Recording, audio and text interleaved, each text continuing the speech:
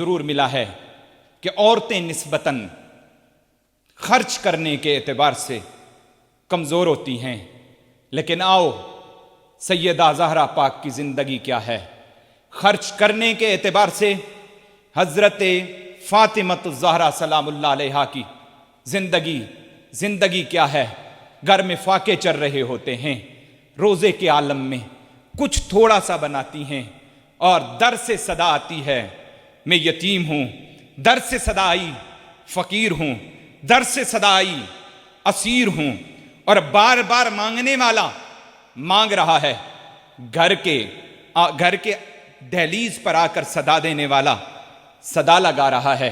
اور یہ سیدہ زہرا ہیں، اپنے گھر کی طرف نہیں دیکھتی، اپنی بھوک کو نہیں دیکھتی، گھر والوں کی بھوک کو نہیں دیکھتی، بلکہ مانگنے والے کو عطا پر عطا کیے دیتی ہیں۔ اور یوں تو یہ تو سیدہ کائنات کا در ہے۔ اہل علم لوگوں نے کتابوں میں سچے سیدوں کی جہاں پر علامات لکھی ہیں، ان میں سے ایک علامت یہ بھی لکھی ہے کہ سید سخی ہوتا ہے، سید سخی ہوتا ہے۔ اور سیدہ فاطمۃ الزہرا کی سخاوت اور قربانی آج مشعل راہ ہے قافلہ انسانیت کے لیے اور امت مسلمہ کے لیے۔ اور تربیت کے اعتبار سے کہوں گا کہ بچوں کی تربیت کس انداز سے کی۔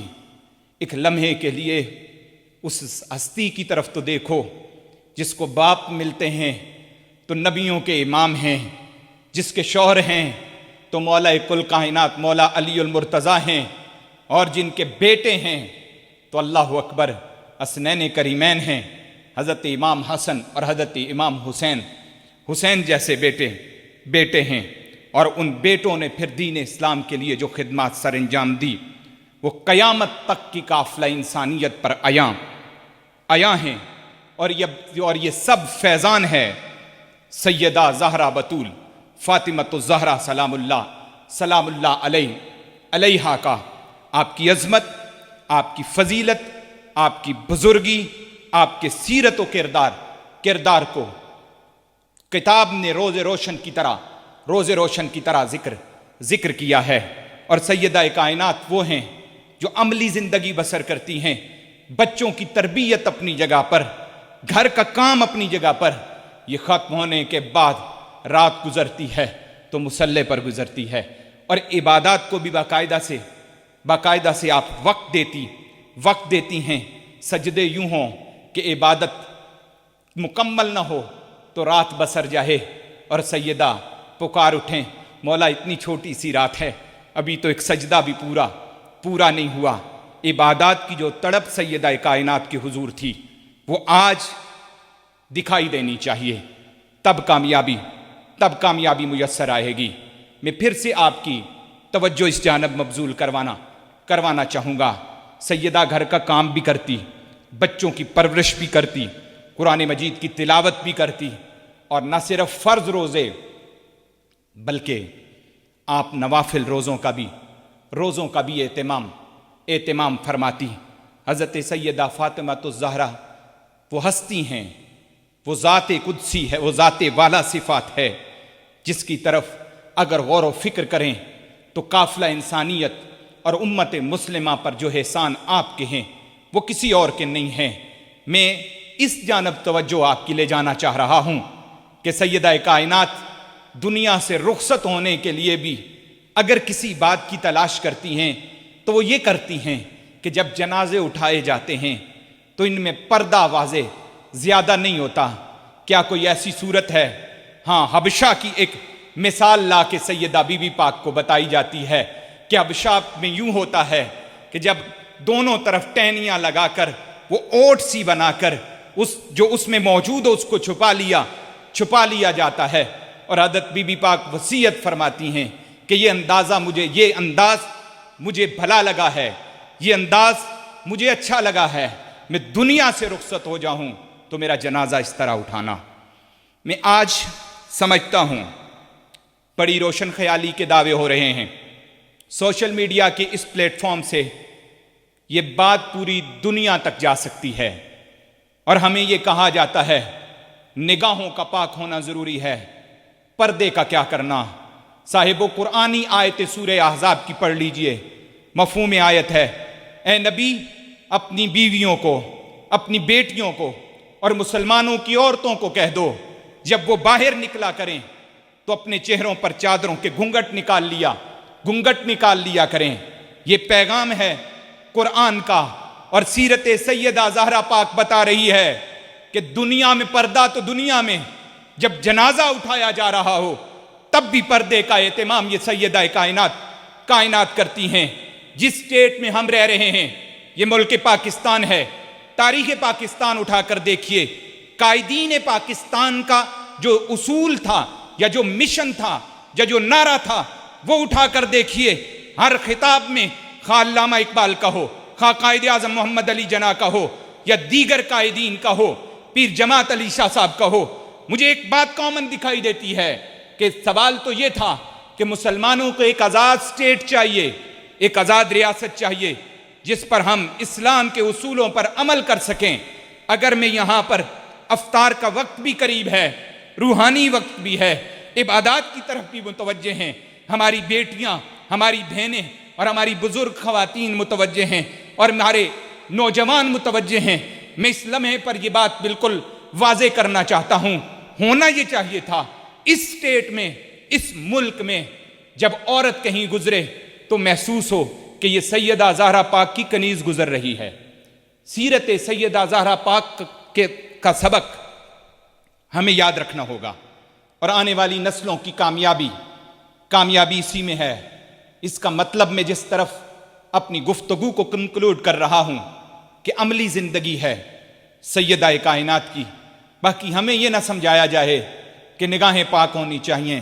ہم یہ کہنا چاہ رہے ہیں کہ جن ہستیوں کی سب سے پاک نگاہیں تھیں، جن ہستیوں کے دل سب سے پاکیزہ تھے، وہ بھی پردے کا اہتمام کرتی تھی، وہ بھی اسلامی اصولوں کے مطابق زندگی بسر کرتی تھی۔ آج افطار کی دعاؤں میں بارگاہ سیدہ کائنات میں نذرانہ عقیدت پیش کیجئے۔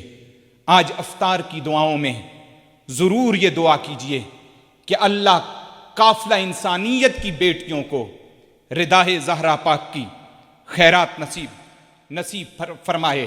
میں پھر سے ایک منظر کشی کی طرف بڑھ رہا ہوں کہ بیٹی ہونے کی حیثیت سے آقا حضور کے گھر میں جلوہ گر ہوئی، بیوی ہونے کی حیثیت سے مولا کائنات کے ہاں ہیں، اور اولاد ہے تو حضرت حسن پاک، حضرت حسین پاک اور آپ کی بیٹیاں ہیں، جن میں سیدہ زینب سلام اللہ علیہا بھی شامل ہیں۔ آپ کی پرورش بتاتی ہے کہ حضرت زینب سلام اللہ علیہا خواہ دشت کربلا میں ہیں، خواہ یزید کے سامنے ہیں، آپ علوم فاطمی اور علوم مولا مرتضیٰ اور علوم مصطفیٰ کی امانتوں کو کس طرح امت مسلمہ تک پہنچا رہی ہیں۔ آج کی بیٹی سے توقع ہے کہ ان عورتوں کی، ان بزرگ ہستیوں کی سیرت کا مطالعہ کیا جائے، ان کی عظمت اور شان کو پڑھا جائے، ان کی طرز زندگی کو پڑھا جائے۔ جب پڑھنے کے ساتھ ساتھ عمل کی دنیا میں اتریں گے تو پھر سلسلے آنے والی نسلوں کے درست ہوتے چلے جائیں گے۔ یہی اولاد رسول میں ہم شیخ عبد القادر جیلانی کا نام پڑھتے ہیں، بڑا نام ہے، لیکن تاریخ شاہد ہے کہ آپ کے والدین کی سیرت بھی بہت بلند تھی، نسبی فضیلتیں بہت بڑی ہیں، بزرگی کی حامل ہیں، لیکن چار چاند اس وقت لگتے ہیں جب سیرت کا نور آ جائے، سیرت میں حسن کا نور آ جائے، حسن عمل کی دولت آ جائے۔ میں پھر سے آیت کی طرف آپ کی توجہ دلاؤں گا کہ آیت مباہلہ میں حضرت سیدہ کائنات سیدہ فاطمہ الزہرا سلام اللہ علیہا نبی مکرم کے ساتھ ہیں، حضرت علی المرتضیٰ ساتھ ہیں، حضرت امام حسن پاک ساتھ ہیں، حضرت امام حسین پاک ساتھ ہیں۔ ترجمہ سماعت فرمائیے، فَقُلْ تَعَالَوْا نَدْعُ أَبْنَاءَنَا وَأَبْنَاءَكُمْ وَنِسَاءَنَا وَنِسَاءَكُمْ وَأَنفُسَنَا وَأَنفُسَكُمْ ثم نبتہل فنجعل لعنۃ اللہ علی الکاذبین۔ تو ان سے فرما دو اب آ جاؤ، ہم بلاتے ہیں اپنے بیٹے اور تمہارے بیٹے، اپنی عورتیں اور تمہاری عورتیں، ہم اپنوں اور تمہارے اپنوں کو، فنجعل لعنۃ اللہ علی الکاذبین، پھر جھوٹوں پر اللہ کی لعنت بھیجتے ہیں۔ میں قرآن مجید فرقان حمید کی آیت کوشش کرتا ہوں کہ ترجمہ آپ کی سماعتوں کی نظر کروں۔ میرے ساتھیوں کی اس کاوش میں ہمارا اس وقت سلسلہ کامیاب ہو جائے گا جب آپ احباب توجہ سے قرآن مجید فرقان حمید کو سماعت فرمائیں گے۔ ہماری دلچسپیاں، ہماری لگن، ہمارا شوق، ہماری تڑپ قرآن مجید فرقان حمید کے ساتھ ہو جائے۔ آج تو سیدہ کائنات کا دن ہے، بی بی فاطمہ الزہرا سلام اللہ علیہا کا دن ہے۔ حضور صلی اللہ علیہ وآلہ وسلم نے یہ گھرانہ تو خود قرآن سے جوڑا ہے، اور آقا حضور نے خود ارشاد فرمایا، میں تم میں دو چیزیں چھوڑ کر جا رہا ہوں، ایک میری اولاد ہے اور دوسری کتاب اللہ ہے، تم اسے تھامے رکھنا، قیامت تک گمراہ نہیں ہوگے۔ رشد و ہدایت کی متلاشی ہم سب ہیں، اور ہر کسی کی ضرورت ہے ہدایت کا نور اور خصوصاً اس پر استقامت۔ لیکن میں آج کے اس پیغام میں سیدہ زہرا پاک کی نسبت کا وسیلہ دے کر اور نسبت کا سہارا لے کر یہ پیغام بڑھانا چاہ رہا ہوں۔ محبت اہل بیت کو سینے میں جگا دو، محبت اہل بیت کو، محبت رسول عربی کو، محبت اصحاب کبار کو اپنی اولادوں تک پہنچا دو، اور قرآن مجید فرقان حمید سے وابستگی مضبوط کرواؤ۔ قرآن مجید فرقان حمید کے ساتھ جتنی وابستگی ہوگی ہماری، اتنی کامیابی ہماری ہوگی۔ وہ معزز تھے زمانے میں مسلمان ہو کر، تم خوار ہوئے تارک قرآن ہو کر، گر درس قرآن ہم نے نہ بلایا ہوتا، یہ زمانہ نہ زمانے نے دکھایا ہوتا۔ سیدہ پاک کا دن آج آپ کے وصال کا دن ہے۔ اپنی اپنی طرف سے کلمات طیبات کا ہدیہ بارگاہ سیدہ کائنات میں کیجئے۔ اپنے اپنے قریبی وقت، اپنے اپنے اوقات کے مطابق اپنا روزہ افطار فرمائیے، اور دعاؤں میں ہم سب کو یاد رکھیے ان لوگوں کو جو قافلہ انسانیت میں بے ہدایت ہیں، ایمان کی دولت نہیں، ان کے لیے دعا کیجئے اللہ انہیں ایمان کی دولت عطا فرمائے، اور جو ایمان کی دولت لیے ہوئے ہیں اللہ نیک اعمال کے ساتھ ایمان کی دولت میں مزید پختگی اور مضبوطی عطا فرمائے، اور شریعت مطہرہ پر عمل کرنا ہم سب کے لیے آسان ہو جائے۔ وما علی الا البلاغ۔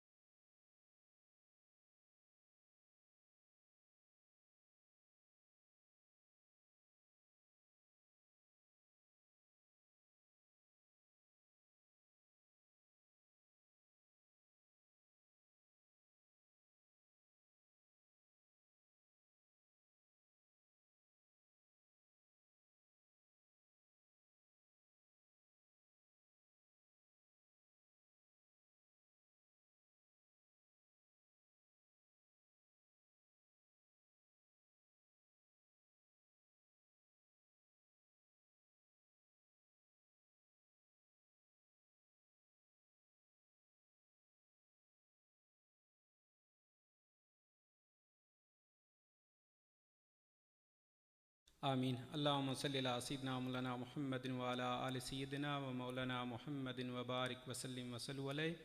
ربنا ظلمنا انفسنا وإن لم تغفر لنا وترحمنا لنکونن من الخاسرین۔ ربنا آتنا فی الدنیا حسنۃ وفی الآخرات حسنۃ وقنا عذاب النار۔ یا ربنا یا ربنا یا ربنا یا ارحم الراحمین یا ارحم الراحمین یا ارحم الراحمین۔